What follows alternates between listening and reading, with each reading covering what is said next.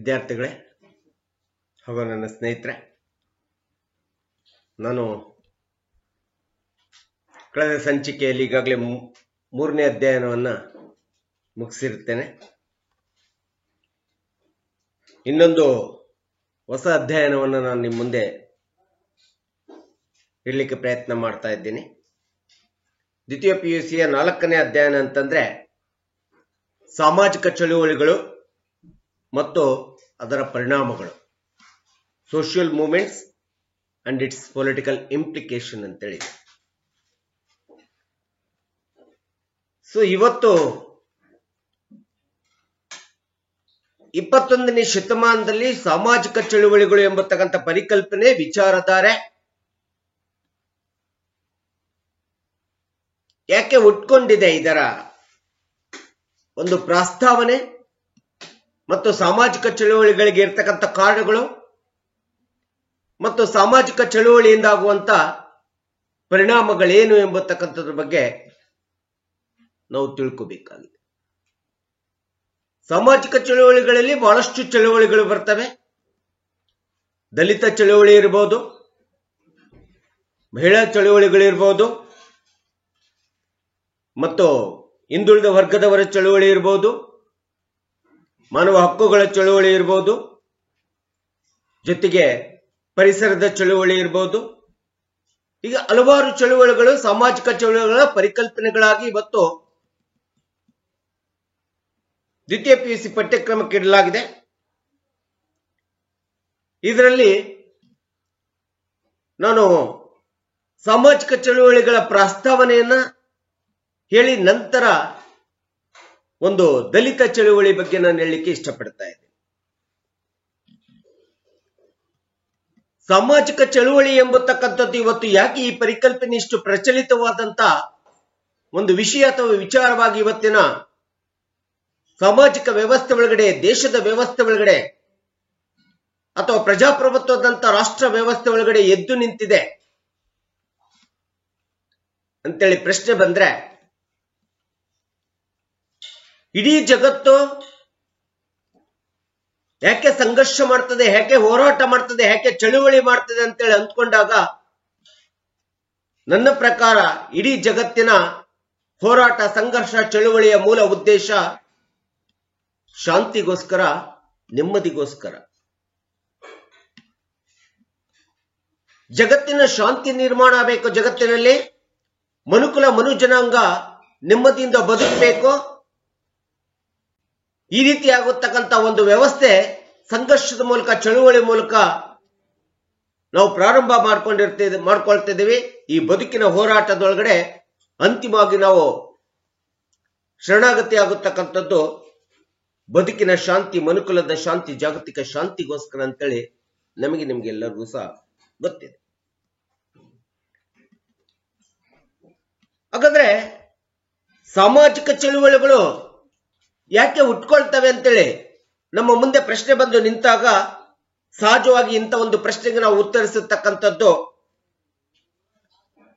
ಸಮಾಜದಲ್ಲಿರ್ತಕ್ಕಂಥ ತಾರತಮ್ಯ ಅಥವಾ ಅಸಮಾನತೆ, ಡಿಸ್ಕ್ರಿಮಿನೇಷನ್ ಆರ್ ಇನ್ಇಕ್ವಾಲಿಟಿ ಅಂತೇಳಿ ನಾವು ಹೇಳ್ತಾ ಇದ್ದೀವಿ.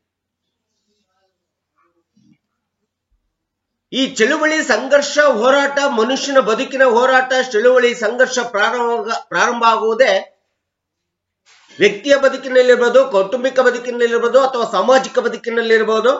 ಇದಕ್ಕೆ ಮೂಲಭೂತವಾಗಿ ಪ್ರಾರಂಭ ಆಗುತ್ತಕ್ಕಂಥದ್ದು ನಮ್ಮ ವ್ಯವಸ್ಥೆಯಲ್ಲಿರ್ತಕ್ಕಂಥ ತಾರತಮ್ಯ ಮತ್ತು ಅಸಮಾನತೆ ಸಾಮಾಜಿಕ ಚಳುವಳಿಗೆ ಅತಿ ಪ್ರಮುಖವಾದಂತ ಕಾರಣ. ಏನು ತಾರತಮ್ಯ, ಏನು ಅಸಮಾನತೆ? ಇವತ್ತು ನಮ್ಮ ಸಮಾಜ, ನಮ್ಮ ದೇಶದ ವ್ಯವಸ್ಥೆ ಒಳಗಡೆ ತಾರತಮ್ಯ ಎಂಬತಕ್ಕಂಥ ಹಲವಾರು ವಿಧದಲ್ಲಿ ತಾರತಮ್ಯವನ್ನು, ಸಾಮಾಜಿಕ ಅಸಮಾನತೆಯನ್ನ ಮನುಷ್ಯ ಅಥವಾ ಜನಾಂಗ, ಸಮುದಾಯ ನೋಡ್ತಾ ಇದೆ.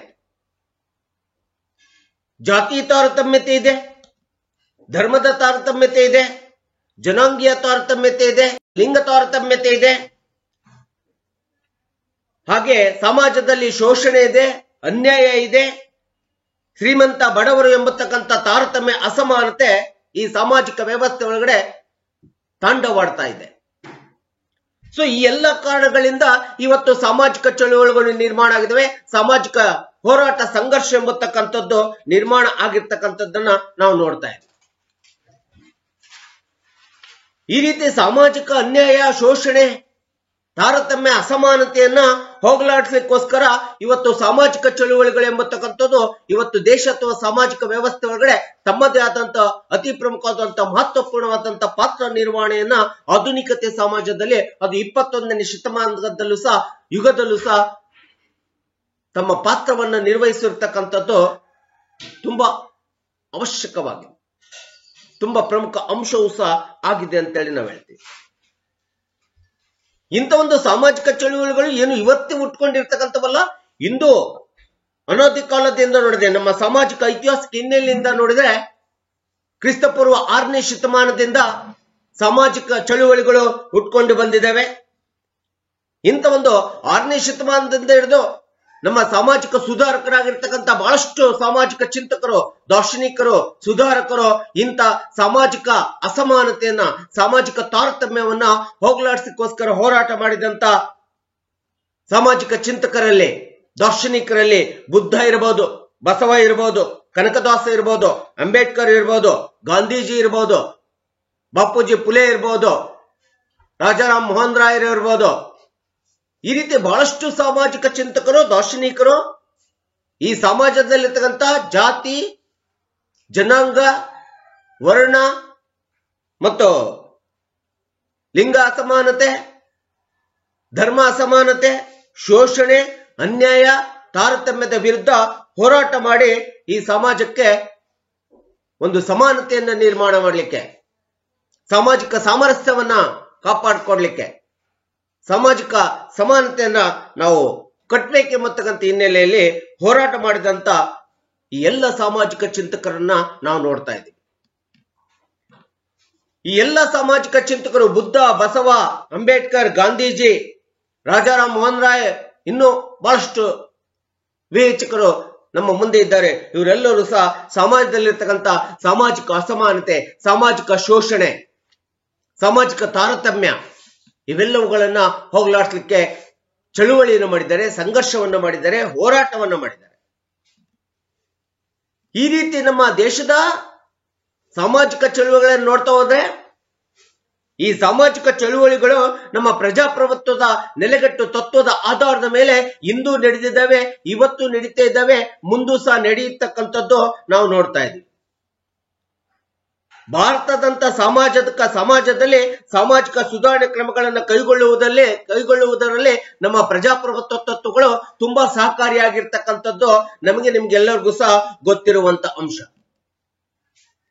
ನಮ್ಮ ದೇಶದ ಸಂವಿಧಾನವನ್ನ ರಚನೆ ಮಾಡಿರ್ತಕ್ಕಂಥ ಸಂವಿಧಾನದ ಪಿತಾಮಹ, ಜನಕ, ಕರ್ತೃ ಆಗಿರ್ತಕ್ಕಂಥ ಡಾಕ್ಟರ್ ಬಿ ಆರ್ ಅಂಬೇಡ್ಕರ್ ಅವರು ಒಂದು ಮಾತನ್ನು ಹೇಳ್ತಾರೆ. ಈ ದೇಶದಲ್ಲಿ ಸಾಮಾಜಿಕ ಸಾಮರಸ್ಯತೆ, ಸಾಮಾಜಿಕ ಸಮಾನತೆ ನಿರ್ಮಾಣ ಆಗದೆ ಹೊರತು ನಮಗೆ ಸ್ವತಂತ್ರ ಸಿಕ್ಕಿದೆ ಅಂದ್ಕೊಳ್ಳಿಕ್ಕೆ ಸಾಧ್ಯ ಇಲ್ಲ ಅಂತ ಹೇಳ್ತಾರೆ. ಅದಕ್ಕೆ ಈ ದೇಶದ ಸಂವಿಧಾನದಲ್ಲಿ ಪರಿಶಿಷ್ಟ ಜಾತಿ, ಪರಿಶಿಷ್ಟ ಜನಾಂಗದವರ ಹಕ್ಕುಗಳನ್ನು ಮತ್ತು ಅವರ ಯೋಗಕ್ಷೇಮ ಕಲ್ಯಾಣವನ್ನ ರಕ್ಷಣೆ ಮಾಡ್ಲಿಕ್ಕೋಸ್ಕರ ಅವರು ಸಮಾಜದಲ್ಲಿ 3 ಅತಿ ಪ್ರಮುಖವಾದಂತ ಆಧಾರ ಸ್ತಂಭಗಳನ್ನ ಹೇಳೋಗಿದ್ದಾರೆ. ಆ 3 ಆಧಾರ ಸ್ತಂಭಗಳಂತಂದ್ರೆ ಸಹಜವಾಗಿ ನಾವು ಹೇಳ್ತೀವಿ ಶಿಕ್ಷಣ, ಹೋರಾಟ ಮತ್ತು ಸಂಘಟನೆ. ಶಿಕ್ಷಣ, ಸಂಘಟನೆ ಮತ್ತು ಹೋರಾಟದ ಮೂಲಕ ಮಾತ್ರ, ಈ ಸಾಮಾಜಿಕ 3 ಆಧಾರ ಸ್ತಂಭಗಳ ಮೂಲಕ ಮಾತ್ರ ಸಮಾಜದಲ್ಲಿರ್ತಕ್ಕಂಥ ಅಸಮಾನತೆ, ಅದು ಜಾತಿಯ ಅಸಮಾನತೆ ಇರ್ಬೋದು, ಧರ್ಮದ ಅಸಮಾನತೆ ಇರ್ಬೋದು, ಜನಾಂಗದ ಅಸಮಾನತೆ ಇರ್ಬೋದು, ಶ್ರೀಮಂತ ಪುರುಷ ಎಂಬತಕ್ಕಂಥ ಅಸಮಾನತೆ ಇರ್ಬೋದು, ಶ್ರೀಮಂತ ಬಡವ ಎಂಬತಕ್ಕಂಥ ಅಸಮಾನತೆ ಇರ್ಬೋದು, ಇಂಥ ಒಂದು ಅಸಮಾನತೆ, ಶೋಷಣೆ, ಅನ್ಯಾಯವನ್ನ ಹತ್ತಿಕ್ಬೇಕಾದ್ರೆ, ಒಂದು ಸಮುದಾಯ ಹತ್ತಿಕ್ಬೇಕಾದ್ರೆ ಈ ರೀತಿಯಾದಂತ 3 ಆಧಾರ ಸ್ತಂಭಗಳನ್ನ ಇಟ್ಕೊಂಡು ಹೋರಾಟ ಮಾಡಬೇಕು, ಸಂಘರ್ಷ ಮಾಡಬೇಕು. ಅದು ವಿಶೇಷವಾಗಿ ಪರಿಶಿಷ್ಟ ಜಾತಿ, ಪರಿಶಿಷ್ಟ ಪಂಗಡದವರು ಇಂಥ ಒಂದು ಶಿಕ್ಷಣ, ಸಂಘಟನೆ, ಹೋರಾಟದ ಮೂಲಕ ಮಾತ್ರ ಈ ಸಮಾಜದಲ್ಲಿ ಸಾಮಾಜಿಕ ಸಮಾನತೆ, ಸಾಮಾಜಿಕ ತಾರತಮ್ಯವನ್ನು ತೆಗೆದಾಕಿ ಸಮಾಜವನ್ನು ಶೋಷಣೆಯಿಂದ ಮುಕ್ತಗೊಳಿಸಲಿಕ್ಕೆ ಸಾಧ್ಯ ಎಂಬತಕ್ಕಂಥದ್ದನ್ನ ಅವರು ಹೇಳಿರ್ತಕ್ಕಂಥದ್ದು ನಿಮ್ಗೆಲ್ಲರಿಗೂ ಸಹ ಗೊತ್ತಿದೆ. ಹಾಗೆ ಇಂಥ ಒಂದು ಪರಿಶಿಷ್ಟ ಜಾತಿ ಜನಾಂಗದ ಹಕ್ಕುಗಳನ್ನ ಈ ದೇಶದ ಸಂವಿಧಾನದಲ್ಲಿ ರಕ್ಷಣೆ ಮಾಡಿ ಕೊಟ್ಟಿರ್ತಕ್ಕಂಥದ್ದು, ಆ ಜನಾಂಗದ ಕಲ್ಯಾಣಕ್ಕೋಸ್ಕರ ರಕ್ಷಣೆ ಮಾಡತಕ್ಕಂಥದ್ದು ನಾವು ಡಾಕ್ಟರ್ ಬಿ ಆರ್ ಅಂಬೇಡ್ಕರ್ಗೆ ಇವತ್ತಿಗೂ ಸಹ ನಾವು ಸ್ಮರಿಸಬೇಕಾಗಿದೆ. ಇಂಥ ಒಂದು ಅತಿ ದೊಡ್ಡದಾದಂತ ಕೆಲಸ ಕಾರ್ಯವನ್ನು ಡಾಕ್ಟರ್ ಬಿ ಆರ್ ಅಂಬೇಡ್ಕರ್ ಈ ದೇಶಕ್ಕೆ, ಈ ಸಮಾಜಕ್ಕೆ ಮಾಡಿ ಹೋಗಿರ್ತಕ್ಕಂಥದ್ದು ನಮ್ಗೆಲ್ಲರಿಗೂ ಸಹ ಗೊತ್ತಿರುವಂತ ಅಂಶ. ಈ ರೀತಿಯಾದಂತ ನಮ್ಮ ದೇಶ ವೈವಿಧ್ಯಮಯವಾದಂತ ಸಂಸ್ಕೃತಿ ಇದೆ, ಧರ್ಮ ಇದೆ, ಜಾತಿ ಇದೆ, ಜನಾಂಗ ಇದೆ, ಪಂಥ ಇದೆ, ನಾಗರಿಕತೆ ಇದೆ. ಈ ರೀತಿ ವೈವಿಧ್ಯವಾದಂತ ಸಂಸ್ಕೃತಿ ಒಳಗಡೆ ಯಾವುದೋ ಒಂದು ಜನಾಂಗವನ್ನು, ಒಂದು ಸಮುದಾಯವನ್ನು ರಕ್ಷಣೆ ಮಾಡಬೇಕಾದ್ರೆ ಅದನ್ನ ಪ್ರಜಾಪ್ರಭುತ್ವದ ತತ್ವದ ಆಧಾರದ ಮೇಲೆ ಮಾತ್ರ ಮಾಡಲಿಕ್ಕೆ ಸಾಧ್ಯ ಎಂಬತಕ್ಕಂಥದ್ದನ್ನ ಮತ್ತೊಮ್ಮೆ ಮಗದೊಮ್ಮೆ ನಮಗೆ ತಿಳಿಸಿಕೊಟ್ಟಿರ್ತಕ್ಕಂಥ ಡಾಕ್ಟರ್ ಬಿ ಆರ್ ಅಂಬೇಡ್ಕರ್ ಅವರನ್ನ ನಾವು ಮಹತ್ವಪೂರ್ಣವಾದಂತ ಒಂದು ದಾರ್ಶನಿಕತ್ವವನ್ನು ನಾವು ಕಂಡ್ಕೋಬಹುದಾಗಿದೆ. ಹೀಗೆ ನಮ್ಮ ಸಂವಿಧಾನದಲ್ಲಿ ನಾಗರಿಕರ ಮೂಲಭೂತ ಹಕ್ಕುಗಳನ್ನ ರಕ್ಷಣೆ ಮಾಡತಕ್ಕಂಥದ್ದು, ನಾಗರಿಕರಿಗೆ ಏನು ಮೂಲಭೂತ ಹಕ್ಕುಗಳನ್ನು ಕೊಟ್ಟಿದೆ ಅವುಗಳನ್ನು ರಕ್ಷಣೆ ಮಾಡತಕ್ಕಂಥದ್ದು ಮತ್ತು ಅವುಗಳ ರಕ್ಷಣೆಗೋಸ್ಕರ, ಅವುಗಳ ಸಂರಕ್ಷಣೆಗೋಸ್ಕರ ನಾವು ಪ್ರಜಾಪ್ರಭುತ್ವ ವ್ಯವಸ್ಥೆ ಮೇಲೆ ಹೋರಾಟವನ್ನ, ಚಳುವಳಿಯನ್ನ, ಸಂಘರ್ಷವನ್ನ ಮಾಡತಕ್ಕಂಥದ್ದು ಅವಶ್ಯಕತೆ ಇದೆ. ಅದು ಶಿಕ್ಷಣದ ಮೂಲಕ, ಸಂಘಟನೆಯ ಮೂಲಕ ಮತ್ತು ಹೋರಾಟಗಳ ಮೂಲಕ ನಾವು ನಮ್ಮದೇ ಆದಂತ ಮೂಲಭೂತ ಹಕ್ಕುಗಳನ್ನ ರಕ್ಷಣೆ ಮಾಡ್ಕೊಳ್ಳಿಕ್ಕೆ ಸಾಧ್ಯತೆ ಇದೆ ಎಂಬತಕ್ಕಂಥದ್ದನ್ನ ಡಾಕ್ಟರ್ ಬಿ ಆರ್ ಅಂಬೇಡ್ಕರ್ ಅವರು ನಮಗೆ ಹೇಳಿಕೊಟ್ಟಿರುವಂತ ಅತಿ ಶ್ರೇಷ್ಠವಾದಂತ ಪಾಠ ಮನುಕುಲಕ್ಕೆ, ಜನಾಂಗಕ್ಕೆ ಅಥವಾ ಈ ಸಮಾಜಕ್ಕೆ, ದೇಶಕ್ಕೆ, ರಾಷ್ಟ್ರಕ್ಕೆ ಅಂತೇಳಿ ನಾವು ಹೇಳಬೇಕಾಗಿದೆ. ಹೀಗೆ ಸಾಮಾಜಿಕ ಚಳುವಳಿ, ಸಾಮಾಜಿಕ ತಾರತಮ್ಯತೆಯನ್ನ ಹೋಗ್ಲಾಡಿಸಬೇಕು. ಈ ಸಮಾಜ ಒಂದು ಸಮಾನತೆಯಿಂದ ಬಾಳಬೇಕು. ಈ ದೇಶದಲ್ಲಿ, ಈ ಸಮಾಜದೊಳಗಡೆ ಪ್ರತಿಯೊಬ್ಬರು ಕೂಡ ಒಂದೇ ಎಂಬತಕ್ಕಂಥ ಮನೋಭಾವನೆಯನ್ನು ನಿರ್ಮಾಣ ಮಾಡಬೇಕು. ಯಾವುದೇ ಜಾತಿ, ಧರ್ಮ, ಜನಾಂಗ, ಸ್ತ್ರೀ, ಪುರುಷ ಎಂಬತಕ್ಕಂಥ ಭೇದ ಭಾವ, ಶ್ರೀಮಂತ ಬಡವ ಎಂಬತಕ್ಕಂಥದ್ದು ಇಲ್ಲದೆ ನಾವೆಲ್ಲರೂ ಒಂದು, ನಾವೆಲ್ಲ ಮನುಕುಲದವರು. ಮಾನವೀಯತೆಯ ಆಧಾರದ ಮೇಲೆ ಸಾಮಾಜಿಕ ವ್ಯವಸ್ಥೆ ನಿರ್ಮಾಣ ಆಗಬೇಕೆಂಬತಕ್ಕಂಥ ಹಿನ್ನೆಲೆಯನ್ನಿಟ್ಕೊಂಡು ಬಹಳಷ್ಟು ರಾಜಕೀಯ ವಿವೇಚಕರು, ದಾರ್ಶನಿಕರು ಸಹ ಹೋರಾಟ, ಸಂಘರ್ಷವನ್ನ ಮಾಡಿದ್ದಾರೆ ಸಾಮಾಜಿಕ ಸಮಾನತೆಗೋಸ್ಕರ. ಅದಕ್ಕೆ ಕಾರ್ಲ್ ಮಾರ್ಕ್ಸ್ ಒಂದು ಮಾತನ್ನು ಹೇಳ್ತಾನೆ. ಈ ರೀತಿಯಾದಂತ ಕಾರ್ಮಿಕ ವರ್ಗಕ್ಕೆ ಅವನು ಕರೆಯನ್ನು ಕೊಡ್ತಾನೆ. ಜಗತ್ತಿನ ಕಾರ್ಮಿಕ ವರ್ಗದವರೇ, ನೀವೆಲ್ಲರೂ ಒಂದಾಗಿ ಅಸ್ತಿತ್ವದಲ್ಲಿರ್ತಕ್ಕಂಥ ಅನ್ಯಾಯದ ಸರ್ಕಾರವನ್ನ ಕಿತ್ತೊಗಿರಿ.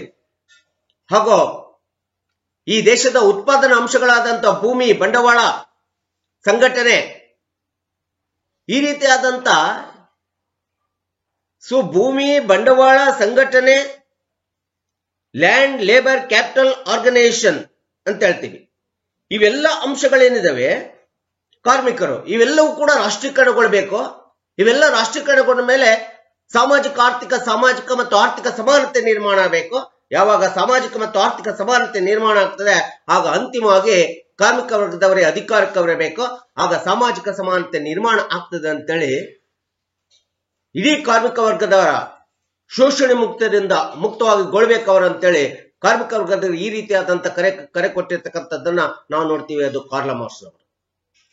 ಕಾರ್ಲ್ ಮಾರ್ಕ್ಸ್ ಅವರ ಸಮತಾವಾದದ ಸಿದ್ಧಾಂತದ ಪ್ರಕಾರ ಕಾರ್ಮಿಕ ವರ್ಗದವರು ಒಂದಾಗಬೇಕು, ಅನ್ಯಾಯದ ವಿರುದ್ಧ ಹೋರಾಟ ಮಾಡಬೇಕು, ಶೋಷಣೆಯನ್ನು ಮಾಡತಕ್ಕಂಥ ರಾಜ್ಯದ ವಿರುದ್ಧ ಹೋರಾಟ ಮಾಡಬೇಕು. ಈ ರೀತಿ ಹೋರಾಟ, ಸಂಘರ್ಷ ಮಾಡಿದ ಮೇಲೆ ಸಾಮಾಜಿಕ ಆರ್ಥಿಕ ಸಮಾನತೆ ನಿರ್ಮಾಣ ಆಗಬೇಕು. ಇಡೀ ಕಾರ್ಮಿಕರು ಈ ದೇಶವನ್ನ, ಜಗತ್ತನ್ನ ಆಳ್ವಿಕೆಯನ್ನು ಮಾಡಬೇಕು. ಆಗ ಮಾತ್ರ ಸಾಮಾಜಿಕ ಸಮಾನತೆ ನಿರ್ಮಾಣ ಆಗ್ಲಿಕ್ಕೆ ಸಾಧ್ಯ ಎಂಬತಕ್ಕಂಥ ಹಿನ್ನೆಲೆ ಕಾರ್ಲ್ ಮಾರ್ಕ್ಸ್ ಅವರದಾಗಿತ್ತು. ಹೀಗೆ ಹಲವಾರು ರಾಜಕೀಯ ಚಿಂತಕರು, ಸಾಮಾಜಿಕ ಸುಧಾರಕರು, ದಾರ್ಶನಿಕರು ಈ ದೇಶದಲ್ಲಿ ಈ ಸಾಮಾಜಿಕ ವ್ಯವಸ್ಥೆ ಒಳಗಡೆ ಸಂಘರ್ಷವನ್ನ, ಸಾಮಾಜಿಕ ಚಳುವಳಿಗಳನ್ನ, ಹೋರಾಟಗಳನ್ನ, ಸಂಘರ್ಷಗಳನ್ನ ಮಾಡ್ಕೊಳ್ತಾ ಬಂದಿದ್ದಾರೆ. ಅದಕ್ಕೆ ಇವತ್ತು 21ನೇ ಶತಮಾನ ಆಧುನಿಕ ಯುಗದಲ್ಲೂ ಸಹ ಸಾಮಾಜಿಕ ಚಳುವಳಿಗಳು ತುಂಬಾ ಜೀವಂತವಾಗಿವೆ ಈ ಸಮಾಜದಲ್ಲಿ. ಎಲ್ಲಿಯವರೆಗೆ ಸಮಾಜ, ದೇಶ ಅಸ್ತಿತ್ವದಲ್ಲಿರ್ತದೆ ಅಲ್ಲಿಯವರೆಗೆ ಚಳುವಳಿ, ಸಂಘರ್ಷ ನಿರಂತರವಾಗಿ ಅಸ್ತಿತ್ವದಲ್ಲಿರ್ತಕ್ಕಂಥದ್ದು ಸಹಜವಾಗಿದೆ ಮತ್ತು ನೈಜವಾಗಿದೆ ಅಂತೇಳಿ ಹೇಳ್ತೀವಿ. ಇದು ಒಂದು ಸಾಮಾಜಿಕ ಚಳುವಳಿಯ ಒಂದು ಹಿನ್ನೆಲೆ. ಸಾಮಾಜಿಕ ಚಳುವಳಿಗಳಲ್ಲಿ ಮೊಟ್ಟ ಮೊದಲನೇದಾಗಿರ್ತಕ್ಕಂಥ ಚಳುವಳಿ ಅಂತಂದ್ರೆ ದಲಿತ ಚಳುವಳಿ ಅಂತ ಹೇಳ್ತೀವಿ ನಾವು. ಇಲ್ಲಿ ಪ್ರಶ್ನೆ ಬರ್ತಕ್ಕಂಥದ್ದು ದಲಿತ ಚಳುವಳಿ ಎಂದ ತಕ್ಷಣ ದಲಿತರು ಯಾರು ಎಂಬ ಪ್ರಶ್ನೆ ಬರ್ತದೆ ನಮಗೆ. ಸಹಜವಾಗಿ ನಾವು ಹೇಳ್ತೀವಿ, ಈ ಸಮಾಜದೊಳಗಡೆ ಅನಾದಿ ಕಾಲದಿಂದ ನಮ್ಮ ಸಾಮಾಜಿಕ ವ್ಯವಸ್ಥೆ ನಿರ್ಮಾಣ ಆದಾಗಿನಿಂದ ಹಿಡಿದು ಸಾಮಾಜಿಕವಾಗಿ, ಆರ್ಥಿಕವಾಗಿ, ರಾಜಕೀಯವಾಗಿ, ಶೈಕ್ಷಣಿಕವಾಗಿ ಹಿಂದುಳಿದಂತ ಜನಾಂಗ, ಇಡೀ ತಮ್ಮ ಅಸ್ತಿತ್ವವನ್ನು ಕಳೆದುಕೊಂಡಿರ್ತಕ್ಕಂಥ ಜನಾಂಗ, ದುರ್ಬಲ ವರ್ಗದ ಜನಾಂಗ, ಅಂತೇನಿದೆ, ಇಂಥ ಒಂದು ಜನಾಂಗವನ್ನ ನಾವು ಸಹಜವಾಗಿ ದಲಿತ ಅಂತೇಳಿ ನಾವು ಕರಿತೀವಿ, ದಲಿತ ವರ್ಗದ ಜನಾಂಗ ಅಂತೇಳಿ ನಾವು ಕರಿತಾ ಇದ್ದೀವಿ. ಯಾಕಂತಂದ್ರೆ ಈ ದೇಶದ ಅನಾದಿ ಕಾಲದಿಂದ ಈ ಸಾಮಾಜಿಕ ವ್ಯವಸ್ಥೆ ನಿರ್ಮಾಣ ಆಗಿ ಅನಾದಿ ಕಾಲದಿಂದ ಹಿಡಿದು ಈ ಎಲ್ಲ ಜನಾಂಗ, ಈ ದಲಿತ ಜನಾಂಗ ಎಂಬತಕ್ಕಂಥಕ್ಕೆ ನಾವು ಯಾವುದೇ ಸೌಲಭ್ಯಗಳನ್ನ ಕೊಡದೆ ಎಲ್ಲ ಸೌಲಭ್ಯಗಳಿಂದ ಅವರನ್ನು ವಂಚಿತರನ್ನಾಗಿ ಶೋಷಣೆಗೆ ಅನ್ಯಾಯಕ್ಕೆ ಒಳಪಡಿಸಿಕೊಳ್ತಾ ಬಂದಿರತಕ್ಕಂಥದ್ದೇನಿದೆ, ಇದು ಈ ಮನು ಜನಾಂಗದ ಅವಮಾನವೀಯತೆ ಮತ್ತು ಶೋಷಣೆಯ ಫಲಶ್ರುತಿಯಾಗಿದೆ. ಇಂಥ ಒಂದು ಶೋಷಣೆಯ ಫಲಶ್ರುತಿ ಮನು ಜನಾಂಗದ ಅವಮಾನವೀಯತೆಯಿಂದ, ಅನಿಷ್ಟ ಪದ್ಧತಿಗಳನ್ನು ಅನುಕರಣೆ ಮಾಡುವುದರಿಂದ, ಸಾಮಾಜಿಕ ತಾರತಮ್ಯದಿಂದ, ಅಸಮಾನತೆಯಿಂದ ಒಂದು ಜನಾಂಗವನ್ನ, ಒಂದು ಸಮುದಾಯವನ್ನ ಏನು ಶೋಷಣೆಗೆ ಅನ್ಯಾಯಕ್ಕೆ ಒಳಪಡಿಸಿದ್ದೀವಿ, ಇದನ್ನು ನಾವು ದಲಿತ ಅಂತೇಳಿ ನಾವು ಕರಿತಿದ್ದೀವಿ. ಆ ಸಮುದಾಯಕ್ಕೆ ನಾವು ದಲಿತರು ಅಂತೇಳಿ ಕರಿತಾ ಇದ್ದೀವಿ. ಸೊ ಈ ರೀತಿಯಾದಂತ ದಲಿತ ವ್ಯವಸ್ಥೆ ಯಾಕೆ ಈ ಸಮಾಜದೊಳಗೆ ಉಟ್ಕೊಳ್ತು ಅಂತಂದ್ರೆ, ನಮ್ಮ ದೇಶದ ಸಾಮಾಜಿಕ ವ್ಯವಸ್ಥೆಯನ್ನ ನಾವು ಅನಾದಿ ಕಾಲದಿಂದ, ಭಾರತದ ಪ್ರಾಚೀನ ಯುಗದಿಂದ ನಾವು ನೋಡ್ತಾ ಹೋದ್ರೆ ಈ ಸಮಾಜವನ್ನ ನಾವು 4 ವರ್ಗಗಳಾಗಿ ವಿಂಗಡಣೆ ಮಾಡಿದ್ವಿ. ಆ 4 ವರ್ಗಗಳಂತಂದ್ರೆ ವರ್ಣಾಶ್ರಮ ವ್ಯವಸ್ಥೆ ಅಂತೇಳಿ ನಾವು ಕರ್ತೀವಿ, ವರ್ಣಾಶ್ರಮ ಸಿಸ್ಟಮ್ ಅಂತೇಳಿ ಕರ್ತೀವಿ. ಆ ವರ್ಣಾಶ್ರಮ ವ್ಯವಸ್ಥೆಯ ಪ್ರಕಾರ ಇಡೀ ನಮ್ಮ ದೇಶದ ಭಾರತದ ಸಮಾಜವನ್ನ 4 ವರ್ಗಗಳಾಗಿ ವಿಂಗಡಣೆ ಮಾಡಿದ್ವಿ. ಆ 4 ವರ್ಗಗಳಂತಂದ್ರೆ ಬ್ರಾಹ್ಮಣ, ಕ್ಷತ್ರಿಯ, ವೈಶ್ಯ, ಶೂದ್ರ. ಈ ರೀತಿ ಇಡೀ ಸಮಾಜವನ್ನ 4 ವರ್ಗಗಳಾಗಿ ವಿಂಗಡಣೆ ಮಾಡಿ ಆ ವರ್ಗಗಳ ಆಧಾರದ ಮೇಲೆ ಸಾಮಾಜಿಕ ಚಟುವಟಿಕೆಗಳು ನಿರ್ವಹಣೆ ಆಗ್ತಾ ಹೋಗ್ತವೆ. ನಂತರದಲ್ಲಿ ಈ ರೀತಿಯಾದಂತ ವರ್ಗ ವಿಂಗಡಣೆ ಆದಂತ ಸಾಮಾಜಿಕ ವ್ಯವಸ್ಥೆ ತಮ್ಮದೇ ಆದಂತ ವ್ಯವಹಾರಗಳನ್ನು, ಚಟುವಟಿಕೆಗಳನ್ನ ನಿರ್ವಹಣೆ ಮಾಡ್ಕೊಳ್ತಾ ಹೋಗಿ ನಂತರ ಕ್ರಮೇಣವಾಗಿ ಈ ಒಂದು ವರ್ಗ ವ್ಯವಸ್ಥೆ ಈ ಸಾಮಾಜಿಕ ವ್ಯವಸ್ಥೆ ಒಳಗಡೆ ಜಾತಿ ಮತ್ತು ಉಪಜಾತಿಗಳಾಗಿ ಪರಿವರ್ತನೆ ಆಗ್ತದೆ. ಯಾವಾಗ ವರ್ಗ ವಿಂಗಡಣೆ ಆದಂತ ಸಮಾಜ ಜಾತಿ ಮತ್ತು ಉಪಜಾತಿಗಳಾಗಿ ಪರಿವರ್ತನೆ ಆಗ್ತದೆ, ಯಾವಾಗ ನಿರ್ಮಾಣ ಆಗುತ್ತೆ ಜಾತಿ ವ್ಯವಸ್ಥೆ, ಜಾತಿ ಉಪಜಾತಿಗಳ ನಿರ್ಮಾಣ ವ್ಯವಸ್ಥೆ ಆಗ್ತದೆ, ಆಗ ಸಹಜವಾಗಿ ಮೇಲ್ವರ್ಗದವರು ಮತ್ತು ಕೆಳವರ್ಗದವರು, ಸವರ್ಣೀಯರು ಎಂಬತಕ್ಕಂಥ ಒಂದು ಜನಾಂಗದ ಸಮುದಾಯ ಉಟ್ಕೊಳ್ತದೆ. ಅದಕ್ಕೆ ಕೆಳವರ್ಗದವರು, ದಲಿತರು ಎಂಬತಕ್ಕಂಥ ಸಮುದಾಯ ನಿರ್ಮಾಣ ಆಗುತ್ತೆ. ಆಗ ದಲಿತ ವರ್ಗ ಎಂಬತಕ್ಕಂಥ ಜಾತಿ, ಕೆಳಜಾತಿ ಎಂಬತಕ್ಕಂಥ ವ್ಯವಸ್ಥೆ ಒಳಗಡೆ ಸಾಮಾಜಿಕ ಒಡಕು ನಿರ್ಮಾಣ ಆಗುತ್ತೆ, ಸಾಮಾಜಿಕ ವಿಭಜನೆ ನಿರ್ಮಾಣ ಆಗುತ್ತೆ, ಸಮಾಜದಲ್ಲಿ ಜಾತಿ ವ್ಯವಸ್ಥೆ ನಿರ್ಮಾಣ ಆಗುತ್ತೆ.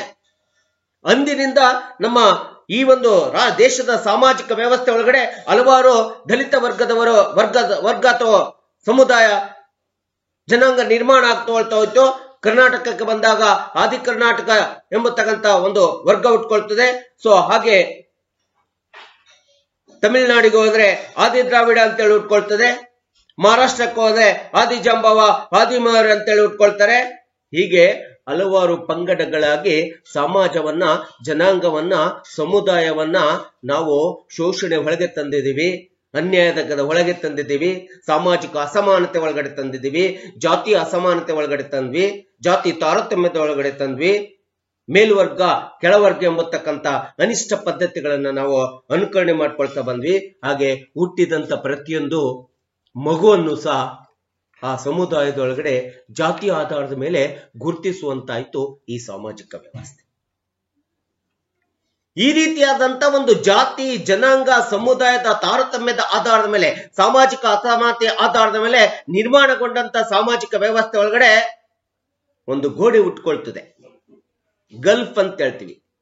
ಆ ಗೋಡೆ ಏನು ನಿರ್ಮಾಣ ಆಗುತ್ತೆ ಅಂತಂದ್ರೆ ಮೇಲ್ವರ್ಗ ಮತ್ತು ಕೆಳವರ್ಗ, ಮೇಲ್ಜಾತಿ ಮತ್ತು ಕೆಳಜಾತಿ, ಈ ರೀತಿಯಾದಂತ ಸಾಮಾಜಿಕ ಅಸಮಾನತೆ, ಸಾಮಾಜಿಕ ತಾರತಮ್ಯ, ಒಂದು ಗಲ್ಫ್ ಅಥವಾ ಗ್ಯಾಪ್ ಹುಟ್ಕೊಳ್ತದೆ.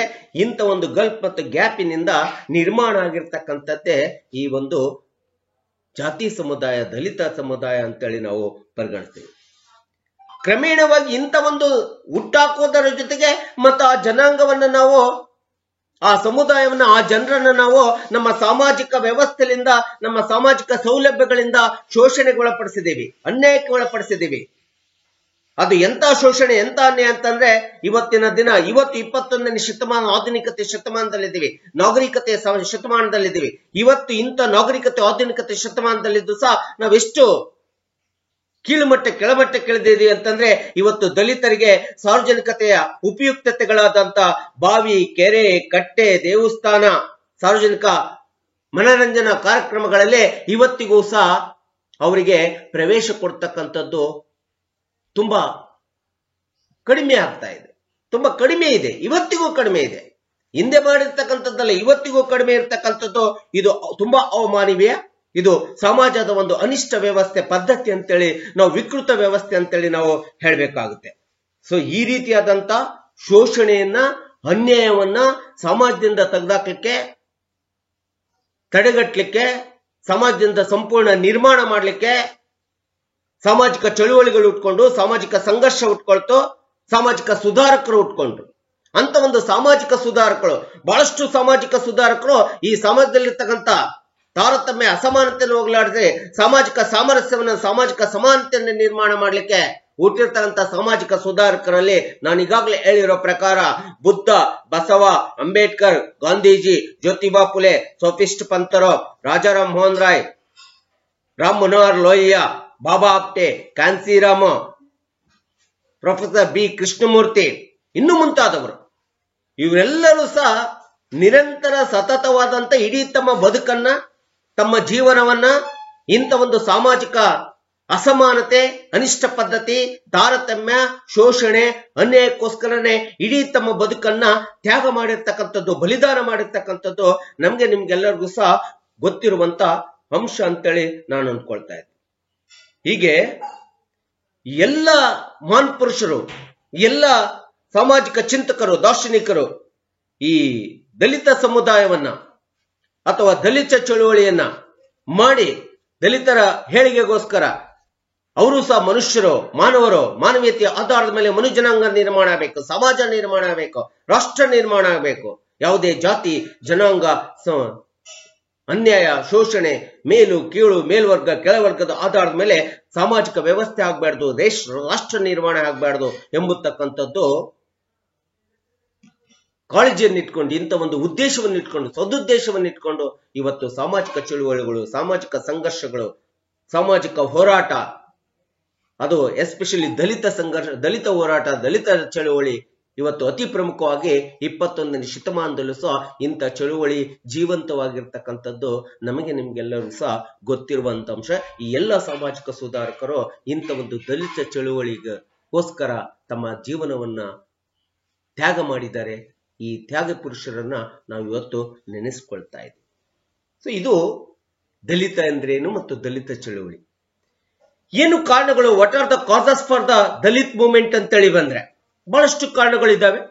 ನಾನು ಒಂದೊಂದಾಗಿ ಹೇಳ್ತಾ ಹೋದ್ರೆ, ಯಾಕೆ ಇವತ್ತು ದಲಿತ ಚಳುವಳಿ ಇಂದಿನ ಆಧುನಿಕತೆ ಯುಗದಲ್ಲಿ ಇಂಥ ಒಂದು ನಾಗರಿಕ ಸಮಾಜದೊಳಗಡೆ ಸಹ ದಲಿತ ಚಳುವಳಿ ಎಂಬತಕ್ಕಂಥದ್ದು ಇವತ್ತಿಗೂ ನಮ್ಮ ಹಳ್ಳಿ ಮಟ್ಟದಲ್ಲಿ ಮತ್ತು ಎಷ್ಟೋ ಪಟ್ಟಣ ನಗರ ಮಟ್ಟಗಳಲ್ಲೂ ಸಹ ಇವತ್ತಿಗೂ ಜೀವಂತವಾಗಿ ಯಾಕೆ ಉಳಿದಿದೆ ಅಂತಂದ್ರೆ ಇದಕ್ಕೆ ಬಹಳ ಕಾರಣಗಳಿದ್ದಾವೆ.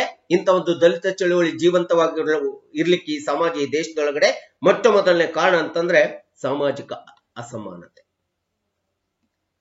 ಸಾಮಾಜಿಕ ಅಸಮಾನತೆ ಅಂತಂದ್ರೆ ನಾವೇನು ಸಮಾಜವನ್ನ ಒಂದು ಅಸಮಾನತೆ ವ್ಯವಸ್ಥೆ ಮೇಲೆ ನಿರ್ಮಾಣ ಮಾಡ್ಕೊಂಡು ಬಂದ್ವಿ.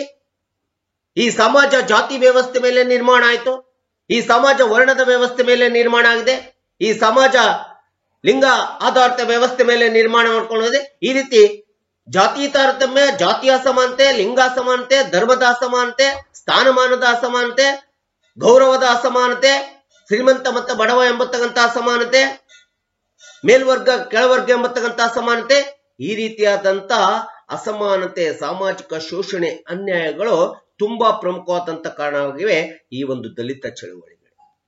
ಯಾಕಂದ್ರೆ ಇವತ್ತಿಗೂ ಸಹ ಆಧುನಿಕತೆ ಸಮಾಜ, ನಾಗರಿಕ ಸಮಾಜ, ಟೆಕ್ನಾಲಜಿಕಲ್ ವರ್ಲ್ಡ್ ಅಂತ ಹೇಳಿ, ಟೆಕ್ನಾಲಜಿ ವರ್ಲ್ಡ್ ಅಂತ ಹೇಳ್ತೀವಿ, ಡಿಜಿಟಲ್ ವರ್ಲ್ಡ್ ಅಂತ ಹೇಳಿ ಕರಿತೀವಿ. ಇಂಥ ಒಂದು ಜಾಗತಿಕ ವ್ಯವಸ್ಥೆ ಒಳಗಡೆ ಕೂಡ ಇವತ್ತು ದಲಿತರಿಗೆ ಸಮಾನತೆಯನ್ನು ಕೊಡ್ತಿಲ್ಲ, ಅವರಿಗೆ ಸಮಾಜದಲ್ಲಿ ಸಮಾನ ಸ್ಥಾನಮಾನಗಳನ್ನು ಕೊಡ್ತಾ ಇಲ್ಲ, ಅವರಿಗೆ ಗೌರವ ಕೊಡ್ತಾ ಇಲ್ಲ, ಅವರಿಗೆ ಶೋಷಣೆಗೆ ಒಳಪಡಿಸ್ತಿದೀವಿ, ಅನ್ಯಾಯಕ್ಕೆ ಒಳಪಡಿಸ್ತಿದೀವಿ. ಆರ್ಥಿಕವಾಗಿ, ಸಾಮಾಜಿಕವಾಗಿ, ಶೈಕ್ಷಣಿಕವಾಗಿ, ರಾಜಕೀಯವಾಗಿ ಅವರಿಗೆ ಅವಕಾಶಗಳನ್ನು ಕೊಡ್ತಾ ಇಲ್ಲ, ಅವಕಾಶಗಳಿಂದ ವಂಚಿತರನ್ನಾಗಿ ಮಾಡ್ತಾ ಇದ್ದೀವಿ. ಸೊ ಈ ರೀತಿಯಾದಂತ ಸಮಾನವಾದಂತ ಸಮಾನತೆ, ಸಮಾನವಾದಂತ ಹಕ್ಕುಗಳನ್ನ ಇವತ್ತಿಗೂ ಸಹ ಅವರಿಗೆ ಕೊಡದೇ ಇರ್ತಕ್ಕಂಥದ್ದು ಒಂದು ಅತಿ ಪ್ರಮುಖವಾದಂತ ಸಾಮಾಜಿಕ ಅಸಮಾನತೆ ಆಗ್ತಾ ಇದೆ, ಸಾಮಾಜಿಕ ಕಾರಣ ಆಗ್ತಾ ಇದೆ ಇವತ್ತು ದಲಿತ ಚಳುವಳಿ ಜೀವಂತವಾಗಿರ್ಲಿಕ್ಕೆ. ಇದು ಒಂದು ಪ್ರಮುಖ ಕಾರಣ. ಇನ್ನು ಎರಡನೇದಂತಂದ್ರೆ ಆರ್ಥಿಕ ಅಸಮಾನತೆ. ಆರ್ಥಿಕ ಅಸಮಾನತೆ ಅಂತಂದ್ರೆ ನಮ್ಮ ದೇಶದಲ್ಲಿ ಏನಾಗ್ಬಿಟ್ಟಿದೆ ಅಂತಂದ್ರೆ, ಇವತ್ತಿಗೂ ನಮ್ಮ ದೇಶವನ್ನ ನಾವು ನೋಡ್ತಾ ಹೋದ್ರೆ ನಾವ್ ಏನೇ ವಿಕಾಸನೆ, ಏನೇ ಅಭಿವೃದ್ಧಿ, ಏನೇ ಸಾಧನೆ ಮಾಡಿದೀವಿ, ನಾವೆಲ್ಲ ಏನೆಲ್ಲ ಮುಂದುವರೆದಂತ ರಾಷ್ಟ್ರ ಅಂತೇಳಿ ನಾವ್ ಹೇಳ್ತಾ ಇದೀವಿ, ಅಭಿವೃದ್ಧಿ ಹೊಂದುತ್ತಿರುವಂತ ರಾಷ್ಟ್ರ ಅಂತ ಹೇಳ್ತೀವಿ. ಆದರೆ ನಮ್ಮಲ್ಲಿ ನಾವು ಪ್ರಶ್ನೆ ಮಾಡ್ಕೊಂಡಾಗ ಇದು ಪ್ರಶ್ನೆಗೆ ಸಮರ್ಥವಾದಂತ ಉತ್ತರ ನಾವು ಇವತ್ತಿಗೂ ಸಹ ಕಂಡುಕೊಳ್ಳಿಕ್ಕೆ ಸಾಧ್ಯ ಇಲ್ಲ. ಇವತ್ತು ಯಾಕೆ ದಲಿತ ಚಳವಳಿ ಇವತ್ತಿಗೂ ಸಹ ಈ ದೇಶದೊಳಗಡೆ, ಈ ಸಾಮಾಜಿಕ ವ್ಯವಸ್ಥೆ ಒಳಗಡೆ ಜೀವಂತವಾಗಿದೆ ಅಂತಂದ್ರೆ ಅದಕ್ಕೆ ಇನ್ನೊಂದು ಪ್ರಮುಖವಾದಂತ ಕಾರಣ ಎಕನಾಮಿಕ್ ಡಿಸ್ಪ್ಯಾರಿಟಿ, ಎಕನಾಮಿಕ್ ಇನ್ಇಕ್ವಾಲಿಟಿ ಅಂತ ಹೇಳ್ತೀವಿ. ಆರ್ಥಿಕ ತಾರತಮ್ಯ, ಆರ್ಥಿಕ ಅಸಮಾನತೆ. ಈ ದೇಶದೊಳಗಡೆ ದೇಶದ ಸಂಪತ್ತಂತೇನಿದೆ, ದೇಶದ ಆರ್ಥಿಕತೆ ಅಂತೇನಿದೆ, ಒಂದಿಷ್ಟು ಸಮುದಾಯ, ಒಂದಿಷ್ಟು ಜನಾಂಗಕ್ಕೆ ಆರ್ಥಿಕ ಸೌಲಭ್ಯಗಳಿಂದ ವಂಚಿತರನ್ನ ಮಾಡಿದ್ವಿ. ಆರ್ಥಿಕ ಸೌಲಭ್ಯಗಳಿಂದ ಅವರಿಗೆ, ಅವಕಾಶಗಳಿಂದ ಅವರಿಗೆ ಶೋಷಣೆಗೊಳಪಡಿಸಿದ್ದೇವೆ. ಇವತ್ತು ಹೇಗಾಗ್ಬಿಟ್ಟಿದೆ ಅಂತಂದ್ರೆ, there is a lot of the gap and disparity between the rich and poor people and also middle class people. ಇವತ್ತು ಶ್ರೀಮಂತರು, ಬಡವರು ಮತ್ತು ಮಧ್ಯಮ ವರ್ಗದ ಮಧ್ಯೆ ತುಂಬಾ ಗ್ಯಾಪ್ ಇದೆ. Richer become a richer, poorer become a poorer ಅಂತ ಹೇಳಾಗಿದೆ. ಶ್ರೀಮಂತನಾಗಿರ್ತಾನೆ, ಬಡವನಾಗೇ ಇರ್ತಾನೆ. ಸೊ ಈ ರೀತಿ ಶ್ರೀಮಂತ ಬಡವನನ್ನ ಕಾಣುವಂತ ರೀತಿಯೇ ಬೇರೆ, ಬಡವ ಶ್ರೀಮಂತರ ಹತ್ತಿರ ಬದುಕತಕ್ಕಂತ ರೀತಿಯೇ ಬೇರೆ. ಅದಕ್ಕೆ ಶ್ರೀಮಂತರ ಮನೆಯ ಮಾತು ಚಂದ, ಬಡವನ ಮನೆಯ ಊಟ ಚಂದ ಅಂತೆ. ಯಾಕೆಂತಂದ್ರೆ ನಾವು ಶ್ರೀಮಂತರ ಮನೆಗೆ ಹೋದಾಗ ಅಲ್ಲಿ ಮಾತಿನಿಂದ ಹೊಟ್ಟೆ ತುಂಬಿಸ್ತಾರೆ, ಆದ್ರೆ ಬಡವನ ಮನೆಗೆ ಹೋದಾಗ ನಿಜವಾದ ಹೊಟ್ಟೆ ಅಂದ್ರೆ ಊಟದ ಮೂಲಕ ತುಂಬಿಸ್ತಾರೆ. ಅದಕ್ಕೆ ನಾವು ಹೇಳ್ತೀರಿ, ಶ್ರೀಮಂತಿಕೆ ಎಂಬತಕ್ಕಂತ ಏನಿದೆ, ಆರ್ಥಿಕ ಅಸಮಾನತೆ ಎಂಬತಕ್ಕಂತಿದೆ, ಆರ್ಥಿಕ ತಾರತಮ್ಯ ಅಂತ ಏನಿದೆ, ಅವರನ್ನ ಆರ್ಥಿಕತೆಯಿಂದ ಶೋಷಣೆಗೆ ಏನ್ ಒಳಪಡಿಸಿದೀವಿ, ಆರ್ಥಿಕವಾಗಿ ಅಸಮಾನತೆಯಿಂದ ಏನ್ ಕಾಣ್ತಾ ಇದೀವಿ. ಶ್ರೀಮಂತನಾಗಿ ಬದುಕ್ತಿದ್ದಾನೆ, ಬಡವನಾಗಿ ಬದುಕ್ತಿದ್ದಾನೆ. ಈ ರೀತಿಯಾದಂತ ಆರ್ಥಿಕ ಅಸಮಾನತೆಯು ಸಹ ಈ ದಲಿತ ಚಳುವಳಿಗೆ ಒಂದು ಪ್ರಮುಖವಾದಂತ ಕಾರಣ ಅಂತೇಳಿ ಹೇಳಬೇಕಾಗುತ್ತೆ. ಇನ್ನು ಮೂರನೇ ಪ್ರಮುಖವಾದಂತ ಕಾರಣ ಅಂತಂದ್ರೆ, ಈ ದಲಿತ ಚಳುವಳಿ ಯಾಕೆ ಇವತ್ತು ನಿರ್ವಹಣೆ ಆಗ್ತದೆ, ಯಾಕೆ ಇವತ್ತಿನ ಸಾಮಾಜಿಕ ವ್ಯವಸ್ಥೆ ಒಳಗಡೆ ದಲಿತರು ಹೋರಾಟ ಮಾಡಬೇಕಾಗಿದೆ, ಸಂಘರ್ಷ ಮಾಡಬೇಕಾಗಿದೆ ತಮ್ಮ ಹಕ್ಕುಗಳಿಗೆ, ತಮ್ಮ ಕಲ್ಯಾಣಕ್ಕೆ, ತಮ್ಮ ಯೋಗಕ್ಷೇಮಕ್ಕೋಸ್ಕರ ಅಂತೇಳಿ ಬಂದಾಗ, ಇನ್ನೊಂದು ಕಾರಣ ಅಸಮರ್ಪಕವಾದಂತ ಸಂಪತ್ತಿನ ವಿತರಣೆ, unequal distribution allocation of the national wealth, natural resources and national wealth ಅಂತ ಹೇಳ್ತೀವಿ. ಇವತ್ತು ರಾಷ್ಟ್ರ ಅಥವಾ ದೇಶದ ನೈಸರ್ಗಿಕ ಸಂಪನ್ಮೂಲಗಳಿರ್ಬೋದು, ರಾಷ್ಟ್ರದ ಸಂಪತ್ತಿರ್ಬೋದು, ರಾಷ್ಟ್ರ ಮತ್ತು ದೇಶದ ಸಂಪತ್ತು, ನೈಸರ್ಗಿಕ ಸಂಪನ್ಮೂಲಗಳನ್ನ ಇವತ್ತು ನಮ್ಮ ಜನಾಂಗದೊಳಗಡೆ, ನಮ್ಮ ಸಾಮಾಜಿಕ ವ್ಯವಸ್ಥೆ ಒಳಗಡೆ, ನಮ್ಮ ದೇಶದೊಳಗಡೆ ಸಮರ್ಪಕವಾಗಿ, ಸಮಾನವಾಗಿ ವಿತರಣೆ ಆಗ್ತಾ ಇಲ್ಲ. See, here it is also, ಇಲ್ಲೂ ಕೂಡ we are doing the injustice. ಇಲ್ಲೂ ಸಹ ನಮ್ಮಲ್ಲಿ ನಾವು ಒಂದು ಜನಾಂಗಕ್ಕೆ, ಹಿಂದುಳಿದಂತ ವರ್ಗದೆ ದಲಿತರಿಗೆ ಅನ್ಯಾಯ, ಶೋಷಣೆ, ಅಸಮಾನತೆ. ಶ್ರೀಮಂತನಾಗ್ತಿದ್ದಾನೆ, ಬಡವನಾಗಿ ಉಳಿತಾ ಇದ್ದಾನೆ. ಯಾಕಂತಂದ್ರೆ ನೈಸರ್ಗಿಕ ಸಂಪನ್ಮೂಲಗಳು ದೇಶದ ಸಂಪತ್ತು, ಯಾರ ಸಂಪತ್ತು ಅಲ್ಲ. ಈ ದೇಶದ ಸಂಪತ್ತು ಜನಗಳಿಂದ ಬಂದಿರತಕ್ಕಂತ ಸಂಪತ್ತು, ದೇಶದ ಖಜಾನೆ, ಜನಗಳ ಖಜಾನೆ. ದೇಶದ ನೈಸರ್ಗಿಕ ಸಂಪನ್ಮೂಲಗಳಾದಂತ ಗಾಳಿ, ಬೆಳಕು, ಭೂಮಿ, ನೀರು, ಸಂಘಟನೆ, land, labour, capital, organisations, light, ಏರು, ಇವೆಲ್ಲ ಏನಿದೆ ಅಲ್ಲ, ಇದೆಲ್ಲದು ಲೈಟು, ಏರು, ಭೂಮಿ, ಗಾಳಿ, ಬೆಳಕು, ಭೂಮಿ, ಸಂಘಟನೆ, ಇದೆಲ್ಲದೂ ಸಹ ನಿಸರ್ಗ ನಮಗೆ, ದೇವರು ನಮಗೆ ಕೊಟ್ಟಿರ್ತಕ್ಕಂಥ, it is the noblest gift of the god ಅಂತ ಹೇಳ್ತೀವಿ ನಾವು. ದೇವರು ಕೊಟ್ಟಿರ್ತಕ್ಕಂಥ ಅತಿ ದೊಡ್ಡದಾದಂತ ಕೊಡುಗೆಗಳು, ನೈಸರ್ಗಿಕ ಕೊಡುಗೆಗಳು, ನೈಸರ್ಗಿಕ ಸಂಪನ್ಮೂಲಗಳು. ಈ ರೀತಿಯಾದಂತ ನೈಸರ್ಗಿಕ ಸಂಪನ್ಮೂಲಗಳನ್ನ, ರಾಷ್ಟ್ರದ ಸಂಪತ್ತನ್ನ ನಮ್ಮ ಜನಾಂಗದಲ್ಲಿ, ನಮ್ಮಲ್ಲಿ ನಾವು ಹಂಚಿಕೆ ಮಾಡಿಕೊಳ್ಳುವುದರಲ್ಲಿ, ಹಂಚಿಕೆ ಹಾಕಿಕೊಳ್ಳುವುದರಲ್ಲಿ ಬಹಳಷ್ಟು ಅಸಮಾನತೆ ಇದೆ, ಬಹಳಷ್ಟು ತಾರತಮ್ಯ ಇದೆ. ಸಿಕ್ಕನಿಗೆ ಶಿವಲಿಂಗ, ಇಲ್ದನಿಗೆ ಇಲ್ಲ. ಸೊ ಈ ರೀತಿಯಾದಂತ ವ್ಯವಸ್ಥೆ ಆರ್ಥಿಕವಾಗಿ ನಮ್ಮ ದೇಶದ ಸಂಪತ್ತನ್ನ ಸರಿಯಾದ ರೀತಿ ನಿರ್ವಹಣೆ ಮಾಡದೇ ಇರತಕ್ಕಂಥದ್ದು ಸಹ ಇದು ಒಂದು ಅತಿ ಪ್ರಮುಖವಾದಂತ ಕಾರಣ ಆಗ್ತಾ ಇದೆ ದಲಿತ ಚಳುವಳಿಗೆ. ನೋಡ್ತಿದ್ದೀರಿ, ಒಬ್ಬ ಶ್ರೀಮಂತ 10 ಮನೆಗಳನ್ನ ಕಟ್ಸ್ಕೊಂಡು ಒಬ್ಬ ಬಡವನಿಗೆ ಒಂದು ಮನೆಯಲ್ಲಿ ಇರ್ಲಿಕ್ಕೆ ಒಂದು ನೆರಳಿರೋದಿಲ್ಲ ಅವನಿಗೆ. ಅದಕ್ಕೆ ಬುದ್ಧ ಒಂದು ಮಾತನ್ನು ಹೇಳಿದ್ದಾನೆ, desires are the root cause of pain in our life ಅಂತ ಹೇಳ್ತಾನೆ. ಯಾಕೆಂತಂದ್ರೆ ಆಸೆಗಳೇ ನಮ್ಮ ಬದುಕಿನ ದುಃಖಕ್ಕೆ ಕಾರಣ. 10 ಮನೆ ಇದ್ರೂ ಹಾಗೆ ಅಷ್ಟೇ, ನಾವು ಬದುಕೋದು ಒಂದೇ ಮನೆಯಲ್ಲಿ, ಒಂದೇ ನೆರಳು ನಮಗೆ ಬೇಕಾದ್ರೆ. 1 ಮನೆ ಇದ್ರೂ ಮನುಷ್ಯ ಬದುಕ್ತಾನೆ, 10 ಮನೆ ಇದ್ರೂ ಬದುಕ್ತಾನೆ, 100 ಮನೆ ಇದ್ರೂ ಬದುಕ್ತಾನೆ. ಆದ್ರೆ ಎಲ್ಲರಿಗೂ ಸಿಗೋದು ಒಂದೇ ಉತ್ತರ, ಅದು ನೆರಳು ಅಷ್ಟೇ. ಈ ರೀತಿ ನಾವು ಅದನ್ನು ತಿಳ್ಕೊಳ್ಳಿಕ್ ಪ್ರಯತ್ನವಾದಿಲ್ಲ. ಎಲ್ಲದೂ ನನಗೆ ಬೇಕು, ಎಲ್ಲದೂ ನನಗೆ ಬೇಕು. ಇಡೀ ಜಗತ್ತು, ಈ ರಾಷ್ಟ್ರದ ಸಂಪತ್ತು ಯಾರ ಸಂಪತ್ತು? ಜನಗಳ ಸಂಪತ್ತು. ಈ ದೇಶದ ನೈಸರ್ಗಿಕ ಸಂಪತ್ತು ಯಾರ ಸಂಪತ್ತು? ನಿಸರ್ಗದ ಸಂಪತ್ತು, ದೈವದ ಕೊಡುಗೆ, ದೇವರ ಕೊಡುಗೆ. ಯಾಕೆ ಸಮಾನವಾಗಿ ಹಂಚಿಕೊಳ್ಳಕ್ಕಾಗ್ತಾ ಇಲ್ಲ? ಹಂಚಿ ತಿನ್ನುವ ಮನೋಭಾವನೆ, ಸಮಾನವಾಗಿ ಹಂಚಿ ತಿನ್ನುವ ಮನೋಭಾವನೆ ಎಲ್ಲಿ ಬರೋದಿಲ್ಲ ಅಲ್ಲಿಯವರೆಗೆ ಸಂಘರ್ಷ, ಹೋರಾಟ, ಅನ್ಯಾಯದ ವಿರುದ್ಧ ನಿರಂತರ ಸಂಘರ್ಷ ಇರ್ತದೆ, ಚಳುವಳಿ ಇರ್ತದೆ, ಹೋರಾಟ ಇರ್ತದೆ. ಅದಕ್ಕೆ ಯಾವಾಗ ನಾವು ಒಂದು ಸಮುದಾಯಕ್ಕೆ, ಒಂದು ಜನಾಂಗಕ್ಕೆ ಇಂಥ ಒಂದು ತಾರತಮ್ಯವಾದಂತ, ಅಸಮಾನತೆಯಾದಂತ ದೇಶದ ಸಂಪತ್ತನ್ನ, ದೇಶದ ಸಂಪನ್ಮೂಲವನ್ನ ಕೊಡುವುದರಲ್ಲಿ, ಹಂಚಿಕೆ ಮಾಡಿಕೊಳ್ಳುವುದರಲ್ಲಿ ತಾರತಮ್ಯತೆ ಇದೆ, ಸಹಜವಾಗಿ ಇಂಥ ಒಂದು ಶೋಷಣೆ, ಅನ್ಯಾಯದ ವಿರುದ್ಧ ಇವತ್ತು ದಲಿತರು ಚಳುವಳಿ ಹೋರಾಟ ಮಾಡಬೇಕಾಗಿದೆ, ಸಂಘರ್ಷ ಮಾಡಬೇಕಾಗತಕ್ಕಂಥದ್ದು ಬಂದಿದೆ. ಇದು ಒಂದು ಕಾರಣ.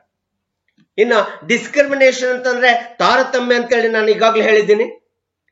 ಹಿಂದುಳಿದಂತ ವರ್ಗದವರಿಗೆ ಎಷ್ಟು ಮಟ್ಟಿಗೆ ತಾರತಮ್ಯ ನಮ್ಮ ಈ ಸಮಾಜ ಮಾಡ್ಕೊಂಡು ಬಂದಿದೆ, ಅನಾದಿ ಕಾಲದಿಂದ ಐತಿಹಾಸಿಕ ಹಿನ್ನೆಲೆಯನ್ನ ನಮ್ಮ ಸಾಮಾಜಿಕ ವ್ಯವಸ್ಥೆಯಲ್ಲಿ ನೋಡ್ತಾ ಹೋದ್ರೆ, ಡಾಕ್ಟರ್ BR ಅಂಬೇಡ್ಕರ್ ಅವರಿಗೆ ಈ ದೇಶದೊಳಗಡೆ ಒಂದು ಕಾಲಕ್ಕೆ ಕೆರೆಯ ನೀರನ್ನು ಕುಡಿಲಿಕ್ಕೆ ಅವಕಾಶ ಮಾಡಿಕೊಟ್ಟಿಲ್ಲ. ಅದೇ ಮಹಾರಾಷ್ಟ್ರದ ನಾಸಿಕ್ನಲ್ಲಿರ್ತಕ್ಕಂಥ ಕಾಲಾರಾಮ್ ಮಂದಿರಕ್ಕೆ ಅವರು ಪ್ರವೇಶ ಮಾಡ್ಲಿಕ್ಕೆ ಅವಕಾಶ ಕೊಟ್ಟಿರ್ಲಿಲ್ಲ. ಅದಕ್ಕೋಸ್ಕರ ಅವರು ಪದಾರ್ಪಣೆ ಹೋರಾಟ ಮಾಡಿದ್ರು, ಸಂಘರ್ಷ ಮಾಡಿದ್ರು. ಆ ಹೋರಾಟ, ಚಳುವಳಿ, ಸಂಘರ್ಷದ ಮೂಲಕ ಮಹಾರಾಷ್ಟ್ರದಲ್ಲಿರ್ತಕ್ಕಂಥ ನಾಸಿಕ್ನ ಕಾಲಾರಾಮ್ ಮಂದಿರಕ್ಕೆ ಪ್ರವೇಶ ಪಡ್ಲಿಕ್ಕೆ ಅವಕಾಶ ಪಡ್ಕೊಂಡಿರ್ತಕ್ಕಂಥದ್ದು ಅದು ದಲಿತರಿಗೆ ಒಂದು ಡಾಕ್ಟರ್ BR ಅಂಬೇಡ್ಕರ್ ಅವರು ಹಾಕಿಕೊಟ್ಟಂತ ಒಂದು ದಲಿತ ಚಳುವಳಿಯ ನಿದರ್ಶನ ಅಂತೇಳಿ ನಾವು ಹೇಳಬೇಕಾಗುತ್ತೆ. ಸೊ ದಲಿತ ಚಳುವಳಿಗೆ ಈ ರೀತಿ ಒಂದು ದೇವಸ್ಥಾನಕ್ಕೆ ಪ್ರವೇಶ ಪಡಲಿಕ್ಕೆ ಸಂಘರ್ಷ, ಹೋರಾಟ, ಚಳುವಳಿ ಮಾಡಿದಂತ ಡಾಕ್ಟರ್ BR ಅಂಬೇಡ್ಕರ್ ಅವರ ಚಳುವಳಿ, ದಲಿತ ಚಳುವಳಿ ಒಂದು ಕೈಗನ್ನಡಿ ಅಂತೇಳಿ ನಾವು ಇವತ್ತು ನಮ್ಮ ಸಮಾಜಕ್ಕೆ ನಾವು ತೋರಿಸ್ತಾ ಇದ್ದೀವಿ. ಇದು ಒಂದು ಪ್ರಮುಖ ಅಂಶ. ಈ ರೀತಿ ಹಲವಾರು ತಾರತಮ್ಯ ನಡೀತಾ ಇದೆ. ಜಾತಿ ತಾರತಮ್ಯ ಇರ್ಬೋದು, ಧರ್ಮ ತಾರತಮ್ಯ ಇರ್ಬೋದು, ಸಾಮಾಜಿಕ ತಾರತಮ್ಯ ಇರ್ಬೋದು, ಶೈಕ್ಷಣಿಕ ತಾರತಮ್ಯ ಇರ್ಬೋದು, ಎಲ್ಲ ಸೌಲಭ್ಯಗಳನ್ನ ಕೊಡುವುದರಲ್ಲಿ ತಾರತಮ್ಯ ಇರ್ಬೋದು, ಶ್ರೀಮಂತ ಬಡವ ಎಂಬತಕ್ಕಂಥ ತಾರತಮ್ಯ ಇರ್ಬೋದು, ಲಿಂಗಭೇದ ತಾರತಮ್ಯ ಇರ್ಬೋದು, ಹಲವಾರು ತಾರತಮ್ಯಗಳು ಮಾಡುವುದರ ಮೂಲಕ, ಹಲವಾರು ಸಾಮಾಜಿಕ ಸೌಲಭ್ಯಗಳಿಂದ ವಂಚನೆಗೊಳಿಸುವುದರ ಮೂಲಕ ಇವತ್ತು ದಲಿತರ ಚಳುವಳಿ ಜೀವಂತವಾಗಿರ್ಲಿಕ್ಕೆ ನಾವು ನೀವುಗಳು ಕಾರಣ ಆಗಿದ್ದೀವಿ ಅಂತೇಳಿ ಹೇಳಿ. ಹಾಗೆ ಲ್ಯಾಕ್ ಆಫ್ ಎಜುಕೇಶನ್ ಅಂತ ಹೇಳ್ತೀವಿ. ಇನ್ನ ಶಿಕ್ಷಣದ ಮಾತನ್ನ ಬಂದಾಗ ಯಾಕೆ ಇವತ್ತು ದಲಿತ ಚಳುವಳಿ ಹೋರಾಟ, ಸಂಘರ್ಷ ಮಾಡ್ತಾ ಇದೆ ಅಂತಂದ್ರೆ, ಇವತ್ತು ಶಿಕ್ಷಣದಿಂದ ಅವರನ್ನು ವಂಚಿತರನ್ನಾಗಿ ಮಾಡಿದ್ವಿ.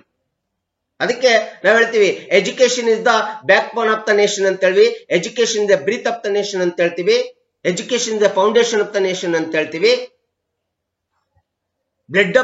Education the blood of the nation ಅಂತ ಹೇಳ್ತೀವಿ. ಶಿಕ್ಷಣ ದೇಶದ ರಕ್ತ ಪರಿಚಲನೆ, ಶಿಕ್ಷಣ ದೇಶದ ಬೆನ್ನೆಲುಬು, ಶಿಕ್ಷಣದ ದೇಶದ ಬುನಾದಿ, ನೆಲೆಗಟ್ಟು ಅಂತೇಳಿ ನಾವು ಹೇಳ್ತೀವಿ. ಇಂಥ ಒಂದು ಶಿಕ್ಷಣದಿಂದ ಇವತ್ತು ನಾವೇನ್ ಮಾಡಿದೀವಿ ಅಂತಂದ್ರೆ ದಲಿತರನ್ನ ದೂರ ಇಟ್ಟಿದ್ದೀವಿ, ಅರಿವಿನಿಂದ ದೂರ ಇಟ್ಟಿದ್ದೀವಿ, ಅವರಿಗೆ ಶಿಕ್ಷಣದ ಕೊರತೆಯನ್ನು ಕೊಟ್ಟಿದ್ದೀವಿ. ಎಲ್ಲಿಯವರೆಗೆ ಶಿಕ್ಷಣದಿಂದ ನಾವು ಅವರನ್ನ, ಆ ಸಮುದಾಯವನ್ನ ದೂರ ಇಡ್ತೀವಿ, ಅಲ್ಲಿಯವರೆಗೆ ಈ ದೇಶ, ಈ ಸಾಮಾಜಿಕ ವ್ಯವಸ್ಥೆ ಒಳಗಡೆ ಅಭಿವೃದ್ಧಿ, ವಿಕಾಸನೆ ಒಂದು ಕನಸಾಗಿರ್ತದೆ, ಅದು ಬರೀ ಒಂದು ಕಲ್ಪನೆ ಆಗಿರ್ತದೆ. ಸಾಮಾಜಿಕ ಬದಲಾವಣೆ, ಸಾಮಾಜಿಕ ಸಮಾನತೆ ಒಂದು ಕಲ್ಪನೆಯ ಆದರ್ಶವಾಗಿ ಉಳಿತದೆ, ವಾಸ್ತವವಾಗಿರ್ಲಿಕ್ಕೆ ಸಾಧ್ಯ ಇಲ್ಲ. ಎಜುಕೇಶನ್ ಇವತ್ತು ಎಷ್ಟು ಅವಶ್ಯಕತೆ ಇದೆ ಅಂತಂದ್ರೆ, ಅದಕ್ಕೆ ಡಾಕ್ಟರ್ BR ಅಂಬೇಡ್ಕರ್ ಅವರು ಹೇಳಿದ್ದು, ಈ ಸಮಾಜದ 3 ಆಧಾರ ಸ್ತಂಭಗಳ ಮೇಲೆ ಮಾತ್ರ ಈ ಸಮಾಜವನ್ನ ಬದಲಾವಣೆ ಮಾಡ್ಲಿಕ್ಕೆ ಸಾಧ್ಯ, ಸಮಾಜದಲ್ಲಿ ಸಮಾನತೆ ತರಲಿಕ್ಕೆ ಸಾಧ್ಯ. ಅದು ಶಿಕ್ಷಣ ಇರ್ಬೋದು, ಸಂಘಟನೆ ಇರ್ಬೋದು, ಮತ್ತು ಹೋರಾಟ ಇರ್ಬೋದು. ಶಿಕ್ಷಣ, ಸಂಘಟನೆ, ಚಳುವಳಿ, ಹೋರಾಟಗಳು ಇದ್ದಾಗ ಮಾತ್ರ ಈ ಸಮಾಜದಲ್ಲಿ ಬದಲಾವಣೆ ತರಲಿಕ್ಕೆ ಸಾಧ್ಯ ಅಂತೇಳಿ ಈ ಒಂದು ಡಾಕ್ಟರ್ ಬಿ ಆರ್ ಅಂಬೇಡ್ಕರ್ ಅವರು ತಮ್ಮದೇ ಆದಂತ ಒಂದು ಪತ್ರಿಕೆಯನ್ನ ತೆರೆದ್ರು. ಆ ಪತ್ರಿಕೆಯಲ್ಲಿ ಅವರು ಒಂದು ಮೂಕನಾಯಕ ಪತ್ರಿಕೆ ಅಂತ ಹೇಳಿ ತೆರೆದ್ಬಿಟ್ರು. ಆ ಮೂಕನಾಯಕ ಪತ್ರಿಕೆ ತೆಗೆಯುವುದರ ಮೂಲಕ ಆ ಸಮುದಾಯವನ್ನ, ದಲಿತ ಸಮುದಾಯವನ್ನ, ದಲಿತ ಜನಾಂಗವನ್ನ ಜಾಗೃತಗೊಳಿಸಿದ್ರು. ಅವರನ್ನು ಶಿಕ್ಷಣವನ್ನು ಕೊಡ್ಲಿಕ್ಕೆ, ಅವರನ್ನು ಅಕ್ಷರಸ್ಥರನ್ನಾಗಲಿಕ್ಕೆ ಪ್ರಯತ್ನ ಮಾಡಿರ್ತಕ್ಕಂಥದ್ದನ್ನ ನಾವು ಇವತ್ತು ಡಾಕ್ಟರ್ ಬಿ ಆರ್ ಅಂಬೇಡ್ಕರ್ ಅವರನ್ನ ನೆನೆಸ್ಕೊಳ್ತೀವಿ. ಹೀಗೆ ಶಿಕ್ಷಣ ಇದ್ದಾಗ ಮಾತ್ರ ಒಂದು ಸಮುದಾಯವನ್ನ, ಒಂದು ಜನಾಂಗವನ್ನ, ಹಿಂದುಳಿದಂತ ಜನಾಂಗವನ್ನ ಅಥವಾ ದಲಿತ ಜನಾಂಗವನ್ನ ಸರಿಯಾದ ರೀತಿ ಶಿಕ್ಷಣವನ್ನು ಕೊಡುವುದರ ಮೂಲಕ ಈ ಸಮಾಜದಲ್ಲಿ ಬದಲಾವಣೆ ತರಲಿಕ್ಕೆ ಸಾಧ್ಯ ಎಂಬತಕ್ಕಂಥದ್ದು ಗಾಂಧೀಜಿ ಮತ್ತು ಈ ಡಾಕ್ಟರ್ ಬಿ ಆರ್ ಅಂಬೇಡ್ಕರ್ ಅವರ ಮೂಲ ಉದ್ದೇಶ ಆಗಿತ್ತು ಅಂತೇಳಿ ನಾವು ಹೇಳ್ತೀವಿ. 1924ರಲ್ಲಿ ಬಹಿಷ್ಕೃತ ಹಿತಕರಣಿ ಸಭಾ ಅಂತೇಳಿ ಒಂದು ಸಭೆಯನ್ನ ಮಾಡಿರ್ತಕ್ಕಂಥದ್ದು, ಆ ಒಂದು ವ್ಯವಸ್ಥೆಯನ್ನು ನಿರ್ಮಾಣ ಮಾಡಿರ್ತಕ್ಕಂಥ ನೋಡ್ತೀವಿ. 1972ರಲ್ಲಿ ದಲಿತ ಪ್ಯಾಂಥರ್ಸ್ ಎಂಬತಕ್ಕಂಥ ಒಂದು ಸಂಘಟನೆಯನ್ನು ನಿರ್ಮಾಣ ಮಾಡಿದ್ರು. 1974ರಲ್ಲಿ ದಲಿತ ಸಂಘರ್ಷ ಸಮಿತಿ ಎಂಬತಕ್ಕಂಥ ಸಂಘಟನೆಯನ್ನು ನಿರ್ಮಾಣ ಮಾಡಿದ್ರು. ಈ ಎಲ್ಲ ಸಂಘಟನೆಗಳು, ಎಲ್ಲ ಒಂದು ಪತ್ರಿಕೋದ್ಯಮದ ವ್ಯವಸ್ಥೆಗಳು ನಿರ್ಮಾಣ ಆಗಿರ್ತಕ್ಕಂಥದ್ದು ದಲಿತರ ಚಳುವಳಿಗೋಸ್ಕರ, ಹೋರಾಟಕ್ಕೋಸ್ಕರ, ಸಂಘರ್ಷಕ್ಕೋಸ್ಕರ, ಅವರ ಉದ್ಧಾರಕ್ಕೋಸ್ಕರ, ಅವರ ಯೋಗಕ್ಷೇಮಕ್ಕೋಸ್ಕರ, ಅವರ ಕಲ್ಯಾಣಕ್ಕೋಸ್ಕರ, ಅವರ ಅಭಿವೃದ್ಧಿಗೋಸ್ಕರ ಡಾಕ್ಟರ್ ಬಿ ಆರ್ ಅಂಬೇಡ್ಕರ್ ಮಾಡಿದ್ರು. ಅದಕ್ಕೆ ಶಿಕ್ಷಣದ ಕೊರತೆ ಸಮಾಜದಲ್ಲಿ ಎದ್ದು ಕಾಣಬಾರ್ದು. ಶಿಕ್ಷಣಕ್ಕೆ ಮೊದಲೇ ಪ್ರಾಶಸ್ತ್ಯವನ್ನ ಕೊಡಬೇಕು. ಪ್ರತಿಯೊಬ್ಬರು ಅಕ್ಷರಸ್ಥರಾಗಬೇಕು. ಅಕ್ಷರಸ್ಥರವಾಗುವುದರ ಮೂಲಕ ಸಾಮಾಜಿಕ ಜ್ಞಾನವನ್ನ, ದೇಶದ ಪರಿಜ್ಞಾನವನ್ನ, ರಾಷ್ಟ್ರದ ವಿಕಾಸನ, ತಮ್ಮ ವೈಯಕ್ತಿಕವಾದಂತಹ ಬದುಕಿನ ವಿಕಾಸನೆಯನ್ನ ಬೆಳೆಸ್ಕೊಳ್ಳಿಕ್ಕೆ ತುಂಬಾ ಮೂಲಾಧಾರವಾದಂತ ಪರಿಕಲ್ಪನೆ, ವಿಚಾರಧಾರ ಅಂದ್ರೆ ಶಿಕ್ಷಣ. ಈ ಶಿಕ್ಷಣದಿಂದ ವಂಚಿತರಾಗಿರ್ತಕ್ಕಂಥದ್ದು ಸಹ ಇವತ್ತು ದಲಿತ ಚಳುವಳಿ ಜೀವಂತ ಇರಲಿಕ್ಕೆ ಒಂದು ಪ್ರಮುಖವಾದಂತಹ ಕಾರಣ. ಇನ್ನ ಪೊಲಿಟಿಕಲ್ ಇನ್ಇಕ್ವಾಲಿಟಿ, ರಾಜಕೀಯ ಅಸಮಾನತೆ ನಾವು ನೋಡ್ತಾ ಇದೀವಿ. ರಾಜಕೀಯ ಹಕ್ಕುಗಳನ್ನಿರ್ಬೋದು, ರಾಜಕೀಯವಾದಂತ ಅವಕಾಶಗಳಿರ್ಬೋದು, ಪೊಲಿಟಿಕಲ್ ಅಪರ್ಚುನಿಟೀಸ್ ಇರ್ಬೋದು, ಪೊಲಿಟಿಕಲ್ ರೈಟ್ಸ್ ಇರ್ಬೋದು. ಈ ರೀತಿ ರಾಜಕೀಯ ಹಕ್ಕುಗಳನ್ನ, ರಾಜಕೀಯ ಅವಕಾಶಗಳನ್ನ ನಾವು ಅವರಿಗೆ ಕೊಡುವುದರಲ್ಲೂ ಸಹ ಇವತ್ತು ನಾವು ದಲಿತರಿಗೆ ಅನ್ಯಾಯ ಮಾಡ್ತಾ ಇದ್ದೀವಿ, ಶೋಷಣೆ ಮಾಡ್ತಾ ಇದ್ದೀವಿ. ಪರಿಶಿಷ್ಟ ಜಾತಿ, ಪರಿಶಿಷ್ಟ ಜನಾಂಗದವರಿಗೆ ಪ್ರತ್ಯೇಕ ಪ್ರಾತಿನಿಧಿತ್ವವನ್ನ, ಪ್ರತ್ಯೇಕ ವಯಸ್ಕ ಮತದಾನ ಪದ್ಧತಿಯನ್ನ, ಪ್ರತ್ಯೇಕ ಪ್ರಾತಿನಿಧಿತ್ವವನ್ನ ಈ ದೇಶದ ಸಂವಿಧಾನದೊಳಗಡೆ ಪ್ರತಿಪಾದನೆ ಮಾಡಿರ್ತಕ್ಕಂಥದ್ದು ಡಾಕ್ಟರ್ ಬಿ ಆರ್ ಅಂಬೇಡ್ಕರ್ ಅವರು. ಯಾಕೆಂತಂದ್ರೆ ಎಲ್ಲಿಯವರೆಗೆ ದಲಿತ ವರ್ಗದವರು ಈ ದೇಶದ ರಾಜಕೀಯ ವ್ಯವಸ್ಥೆ ಒಳಗಡೆ ರಾಜಕೀಯ ಪ್ರಾತಿನಿಧಿತ್ವವನ್ನ ಅವರಿಗೆ ಸಮರ್ಥವಾಗಿ, ಸಮಾನವಾಗಿ ಕೊಡೋದಿಲ್ಲ, ಅಲ್ಲಿಯವರೆಗೆ ಸಾಮಾಜಿಕ ಸುಧಾರಣೆ ಆಗ್ಲಿಕ್ಕೆ ಸಾಧ್ಯ ಇಲ್ಲ. ಅದಕ್ಕೆ ಪರಿಶಿಷ್ಟ ಜಾತಿ, ಪರಿಶಿಷ್ಟ ಜನಾಂಗದವರಿಗೆ ಮೀಸಲಾತಿಯನ್ನ ನಮ್ಮ ಚುನಾವಣೆಗಳಲ್ಲಿ ಜನಪ್ರತಿನಿಧಿತ್ವ ಕಾಯ್ದೆ 1951ರ ಪ್ರಕಾರ ಅವರಿಗೆ ಒಂದು ಮೀಸಲಾತಿಯ ಸೌಲಭ್ಯವನ್ನು ಒದಗಿಸಿಕೊಟ್ಟಿರ್ತಕ್ಕಂಥದ್ದನ್ನ ನಾವು ನೋಡ್ತಾ ಇದ್ದೀವಿ. ಸೊ ಈ ರೀತಿ ದಲಿತ ಚಳುವಳಿಗೆ ಹಲವಾರು ಕಾರಣಗಳಿದಾವೆ. ಈ ಎಲ್ಲ ಕಾರಣಗಳಿಂದ ಇವತ್ತು 21ನೇ ಶತಮಾನದ ಆಧುನಿಕತೆ ಯುಗದಲ್ಲೂ ಸಹ ದಲಿತ ಚಳುವಳಿ ಜೀವಂತವಾಗಿದೆ ಅಂತೇಳಿ ನಾವು ಹೇಳಬೇಕಾಗಿದೆ. ಇನ್ನು ರಾಜಕೀಯ ಪರಿಣಾಮಗಳಂತಂದ್ರೆ ಈ ರೀತಿಯಾದಂತ ದಲಿತ ಚಳುವಳಿಯಿಂದ ಹಲವಾರು ರಾಜಕೀಯ ಪರಿಣಾಮಗಳು, ಬದಲಾವಣೆಗಳು ಈ ದೇಶದ ಮತ್ತು ಸಾಮಾಜಿಕ ವ್ಯವಸ್ಥೆ ಒಳಗಡೆ ಬಂದಿರತಕ್ಕಂಥದ್ದು ನಿಮಗೆಲ್ಲರಿಗೂ ಸಹ ಗೊತ್ತಿದೆ. ಯಾವಾಗ ದಲಿತ ಚಳುವಳಿ ಪ್ರಾರಂಭ ಆಯಿತು, ಇದರಿಂದ ಎಷ್ಟು ಪರಿಣಾಮ ಆಗಿದೆ ಅಂತಂದ್ರೆ ಕರ್ನಾಟಕದಲ್ಲಿ ದಲಿತ ಆಂದೋಲನ ಪ್ರಾರಂಭ ಆಯಿತು, ಮಹಾರಾಷ್ಟ್ರದಲ್ಲಿ ಅಸ್ಪೃಶ್ಯ ಆಂದೋಲನ ಪ್ರಾರಂಭ ಆಯಿತು, ತಮಿಳುನಾಡಿನಲ್ಲಿ ಆದಿ ದ್ರಾವಿಡ ಆಂದೋಲನ ಪ್ರಾರಂಭ ಆಯಿತು, ಹಾಗೆ ಕೇರಳದಲ್ಲಿ ಪಲ್ಲಯ್ಯ ಆಂದೋಲನ ಪ್ರಾರಂಭ ಆಯಿತು, ಪಂಜಾಬ್ದಲ್ಲಿ ಆದಿ ಧರ್ಮ ಆಂದೋಲನ ಪ್ರಾರಂಭ ಆಯಿತು, ಬೆಂಗಾಲ್ನಲ್ಲಿ ನಾಮಕಾದ್ರಿ ಆಂದೋಲನ ಪ್ರಾರಂಭ ಆಯಿತು. ಹೀಗೆ ಹಲವಾರು ಆಂದೋಲನಗಳು, ರಾಜಕೀಯ ಪರಿಣಾಮಗಳು ಇವತ್ತು ದಲಿತ ಚಳುವಳಿಯಿಂದ ಇವತ್ತಿಗೂ ಸಹ ಜೀವಂತವಾಗಿವೆ. ಆಯಾ ಸಮುದಾಯ, ಆಯಾ ರಾಜ್ಯ, ಸಮುದಾಯ, ಪ್ರದೇಶಗಳಲ್ಲಿ ಜೀವಂತವಾಗಿ ದಲಿತರ ಕಲ್ಯಾಣಕ್ಕೋಸ್ಕರ, ದಲಿತರ ಹಕ್ಕುಗಳಿಗೋಸ್ಕರ, ದಲಿತರ ಸಂರಕ್ಷಣೆಗೋಸ್ಕರ, ದಲಿತರ ಕಲ್ಯಾಣಕ್ಕೋಸ್ಕರ ಈ ಎಲ್ಲ ಆಂದೋಲನಗಳು ಇವತ್ತು ತಲೆ ಎತ್ತಿ ದಲಿತರ ರಕ್ಷಣೆಗೋಸ್ಕರ, ದಲಿತರ ಯೋಗಕ್ಷೇಮಕ್ಕೋಸ್ಕರ ಹೋರಾಟ, ಸಂಘರ್ಷ ಇವತ್ತಿಗೂ ಸಹ ಈ ಸಮಾಜ, ಈ ದೇಶದೊಳಗಡೆ ನಿರ್ವಹಿಸ್ತಾ ಇರ್ತಕ್ಕಂಥದ್ದು ನಿಮ್ಗೆಲ್ಲರೂ ಸಹ ಗೊತ್ತಿರ್ತಕ್ಕಂಥ ಅಂಶ. ಈ ರೀತಿ ರಾಜಕೀಯ ಪರಿಣಾಮಗಳ ಜೊತೆಗೆ ಈ ದೇಶದೊಳಗಡೆ ದಲಿತ ಚಳುವಳಿಯನ್ನ ಹೋಗ್ಲಾಡಿಸ್ಬಿಟ್ಟು ದಲಿತರಿಗೆ ಸಮಾನ ಅವಕಾಶ ಕೊಡಬೇಕು, ಸಾಮಾಜಿಕ ಸಮಾನತೆ ಕೊಡಬೇಕು, ಸಾಮಾಜಿಕ ಎಲ್ಲ ಸೌಲಭ್ಯಗಳನ್ನ ಅವರಿಗೆ ಕೊಡಬೇಕು, ಕಾನೂನುಬದ್ಧವಾಗಿ ಎಲ್ಲ ಸೌಲಭ್ಯಗಳು ಸಿಗಬೇಕು, ನಮಗೆ ಅವರು ಸಹ ಮಾನವರು, ನಾವು ಮನುಷ್ಯರು, ಮನುಷ್ಯತ್ವವೇ ನಿಜವಾದ ಧರ್ಮ ಎಂಬತಕ್ಕಂಥದ್ದನ್ನ ಪ್ರತಿಪಾದನೆ ಮಾಡ್ಲಿಕ್ಕೋಸ್ಕರ ಈ ದೇಶದ ಸಂವಿಧಾನದೊಳಗಡೆ ನಮ್ಮ ಸಂವಿಧಾನದ ಕರ್ತೃ ಪಿತಾಮಹ ಜನಕರಾಗಿರ್ತಕ್ಕಂಥ ಹರಿಕಾರರಾಗಿರ್ತಕ್ಕಂಥ ಡಾಕ್ಟರ್ BR ಅಂಬೇಡ್ಕರ್ ಅವರು ಈ ಸಂವಿಧಾನದೊಳಗೆ ಬಹಳಷ್ಟು ನೀತಿ ನಿಯಮಗಳನ್ನ ದಲಿತರ ಬದುಕನ್ನ, ದಲಿತ ಜನಾಂಗದ ಬದುಕನ್ನ ರಕ್ಷಣೆ ಮಾಡ್ಲಿಕ್ಕೆ, ಸಂರಕ್ಷಣೆ ಮಾಡಲಿಕ್ಕೆ, ಅವರ ಅಭಿವೃದ್ಧಿ, ಅವರ ಕಲ್ಯಾಣ, ಅವರ ಯೋಗಕ್ಷೇಮಕ್ಕೋಸ್ಕರ ಬಹಳಷ್ಟು ನೀತಿ ನಿಯಮಗಳನ್ನ ಅಳವಡಿಸಿಕೊಟ್ಟು ಹೋಗಿದ್ದಾರೆ.